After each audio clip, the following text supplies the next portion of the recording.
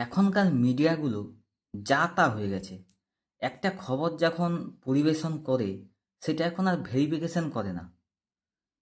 এই 1-2 দিন আগে আমাদের ধর্মেন্দ্র স্যার মারা গেছে বলে নিউজ চ্যানেলগুলোতে প্রচার করেছে, এবং যা তা নিউজ চ্যানেল নয়, দামি দামি নিউজ চ্যানেল যেগুলোতে সাধারণ মানুষ বেশি বেশি দেখে, তাদেরকে ফলো করে। আমিও দেখেছি।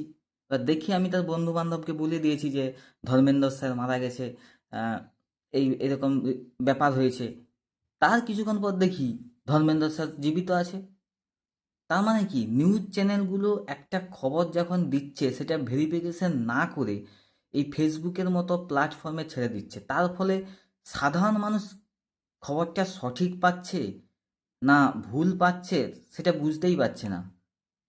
আমি নিজেই বুঝতে পারিনি, এত বছর ধরে ফেসবুক করছি, আমি নিজেই বুঝতে পারিনি খবরটা ঠিক না ভুল। পরে জানা গেল যে খবরটা ভুল, ধর্মেন্দ্র স্যার এখনও বেঁচে আছে।